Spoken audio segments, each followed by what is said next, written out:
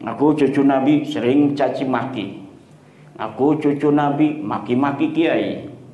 Habis Menteri Agama Gus Yakut itu. Aku cucu Nabi Mbah Hasim dibilang sejarahnya Kopingho. Itu dari klan mereka. Aku cucu Nabi, tapi Gus Dur dibilang buta mata, buta hati.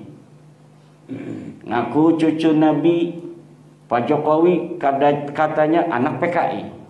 Kodok katanya. Ngaku cucu Nabi Kiai Maruf Amin katanya babi. Ngaku cucu Nabi polisi katanya orang coklat. Ngaku cucu Nabi orang yang membuat kajian ilmiah katanya dajjal iblis. Macam-macam.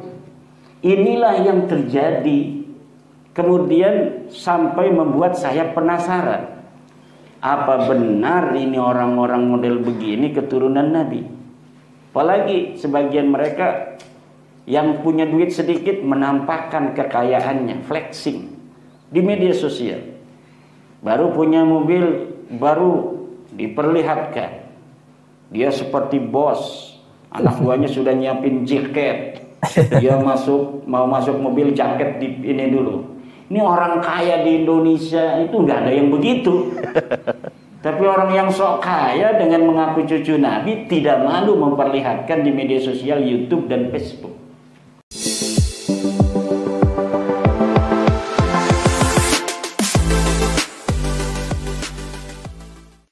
Assalamualaikum warahmatullahi ta'ala wabarakatuh. Teman-teman penonton Studi TV dimanapun berada, semoga selalu sehat walafiat. Pada saat Kiai Imaduddin berkunjung ke Lampung Barat, memberikan ceramahnya, menyampaikan kepada seluruh para kiai di sana bahwa ketika kita meyakini orang yang mengaku keturunan Nabi, tetapi di saat bersamaan perangainya yang ditampilkan tidak linear dengan pengakuannya, sering mencaci maki, provokasi, dan lain sebagainya, kemudian kita dalam hati nurani ini terbesit, apakah ia orang yang mengaku keturunan Nabi tetapi arogannya setinggi langit? Apakah ia orang yang mengaku dzurriyyah Nabi tetapi akhlaknya brutal? Nah, disitulah kata Kiai Imad tergerak dirinya untuk mengadakan penelusuran atas nasab orang-orang yang mengaku keturunan Nabi tetapi akhlaknya itu tidak mencerminkan akhlak dari Rasulullah. Sehingga setelah melewati kajian mendalam, diketahui nasab mereka yang mengaku keturunan Nabi, yaitu dari kalangan Ba'alawi, kalau mau dispesifikkan, ternyata terputus, tidak tersambung ke Sayyidil Mustafa, Nabi Muhammad Sallallahu Alaihi Wasallam. Teman-teman, marilah kita simak penjelasan Kiai Imaduddin ketika memberikan ceramahnya di Lampung Barat. Berikut ini dia videonya. Ibnu IPPNU semuanya saja. Alhamdulillah pada malam hari ini malam yang sangat berbahagia dan insya Allah akan penuh keberkahan dari Allah Subhanahu wa Ta'ala.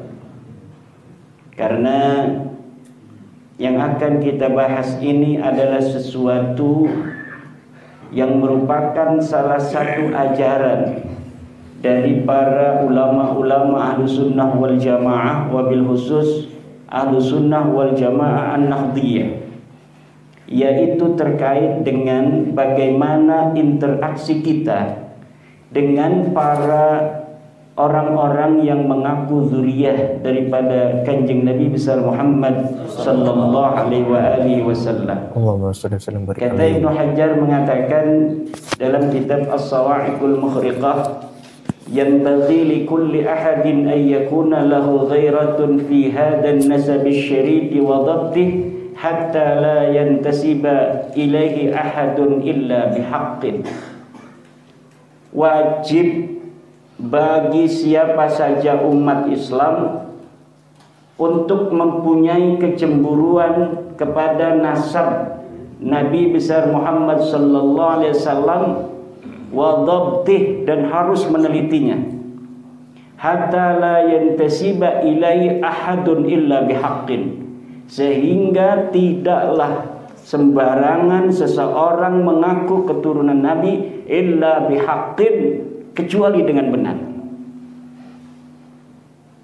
Ini didasari oleh firman Allah Subhanahu wa taala yang saya bacakan di dalam muqaddimah, ud'uhum li'abaihim huwa aqsatu 'indallah. Sebut mereka dengan leluhur mereka, dengan ayah-ayah mereka. Kalau kalian tidak tahu ayah mereka, leluhur mereka, garis keturunannya ke atas, fa ikhwanukum fid din, mereka tetaplah merupakan saudara kalian. Panggil saja saudara, ya akhi, ya ukhti. Wa mawalikum, atau dipanggil dengan, kalau dulu Maula Ibni Umar misalnya, wahai anak buahnya Pak Umar, atau dengan kata-kata yang penuh penghormatan lainnya. Bagaimana dengan sesuatu yang telah terjadi dari apa yang telah kita yakini? Walaysa 'alaikum junahun fima akhta'tum, dan tidak ada dosa bagi kalian kalau kalian dulu salah. Itu namanya sudah syuhrah dan istifadah, tapi salah. Walakin, tetapi yang berdosa itu ma ta'ammadat qulubukum, sesuatu yang telah tahu namun sengaja kita tidak mau menerima pengetahuan itu. Itulah yang kemudian berdosa. Lalu apa? Nasab siapa yang mengaku turun Nabi? Kemudian saya teliti. Yang saya teliti adalah nasab orang-orang yang mengaku keturunan Nabi besar Muhammad SAW, yang selalu mengaku keturunan Nabi di Indonesia. Siapa dia? Yaitu dari suatu klan yang disebut dengan klan Ba'alwi. Atau mereka memperkenalkan diri mereka di Indonesia dengan sebutan Beb, Habib.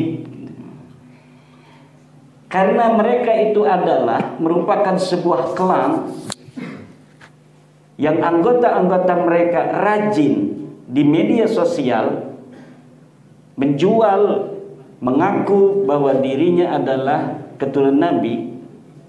Maka ketika kita melihat adanya ketidaklinieran antara pengakuan dengan akhlak yang ditampilkan. Aku cucu Nabi sering caci maki. Aku cucu Nabi maki-maki kiai. Habis Menteri Agama Gus Yakut itu. Aku cucu Nabi Mbah Hasim dibilang sejarahnya Kopingho. Itu dari klan mereka. Aku cucu Nabi, tapi Gus Dur dibilang buta mata, buta hati. Ngaku cucu Nabi, Pak Jokowi katanya anak PKI, kodok katanya. Ngaku cucu Nabi Kiai Maruf Amin katanya babi. Ngaku cucu Nabi polisi katanya orang coklat. Ngaku cucu Nabi orang yang membuat kajian ilmiah katanya dajjal iblis. Macam-macam. Inilah yang terjadi. Kemudian sampai membuat saya penasaran. Apa benar ini orang-orang model begini keturunan Nabi? Apalagi sebagian mereka yang punya duit sedikit menampakkan kekayaannya, flexing di media sosial. Baru punya mobil baru diperlihatkan.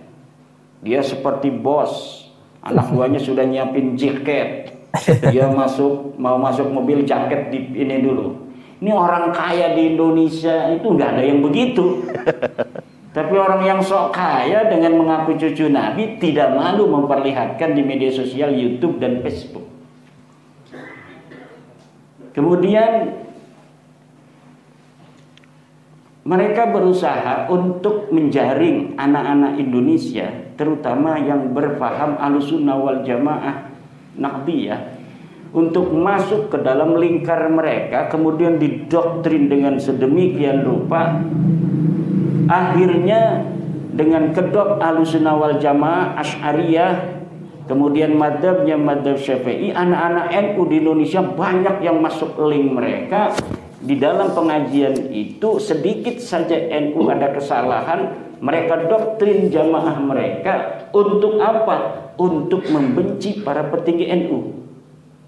Kejadian hasil muktamar atau hasil basul masail di Banjar tentang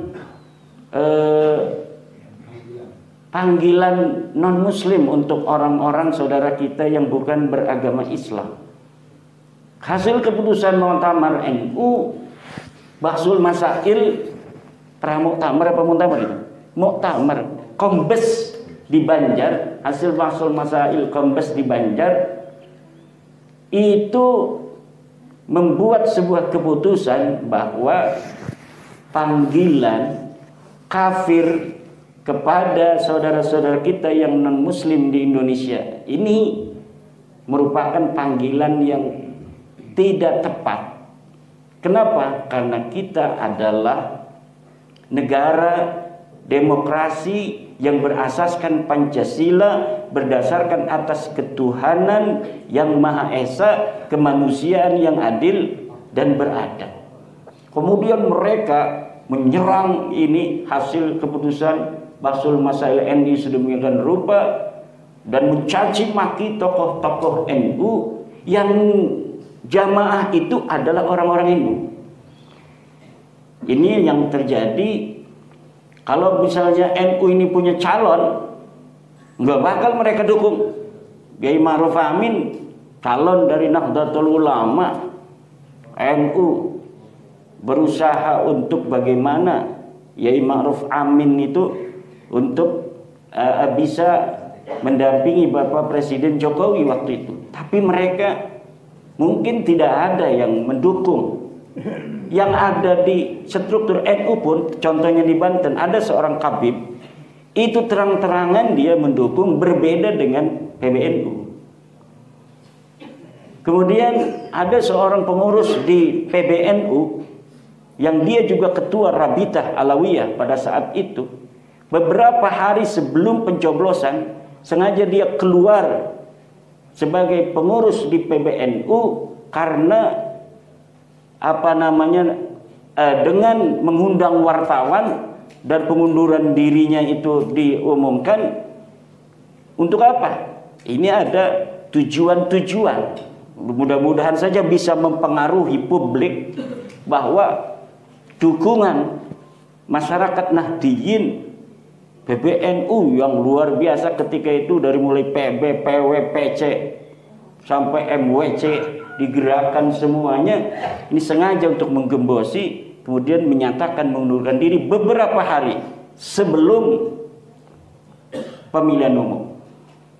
Kemudian salah satu dari Habib itu juga berceramah mengatakan bahwa Kiai Ma'ruf Amin ini adalah ketika mau dia menjadi wakil presiden Bapak Presiden Jokowi itu, bahwa ini beliau adalah orang yang dibayar,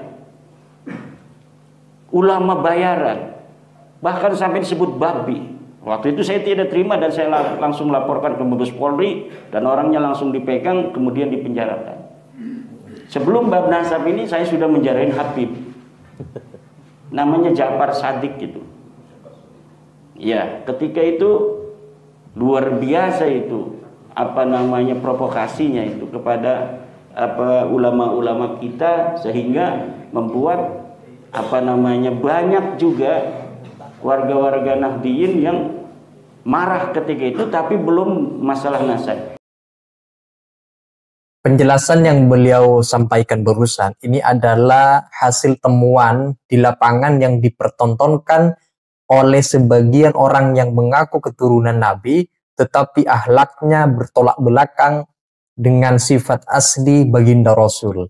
Kira-kira bagaimana pendapat kita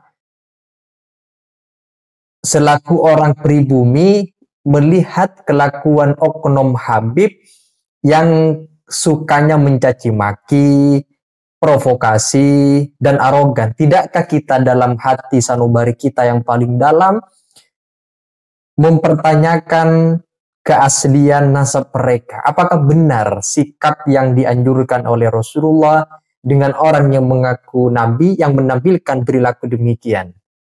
Nah, itu teman-teman, silakan teman-teman kalau ada yang ingin disampaikan, tulis di kolom komentar menyangkut penjelasan Kiai Imaduddin yang barusan kita simak bersama-sama. Sekian dari saya. Wassalamualaikum warahmatullahi taala wabarakatuh.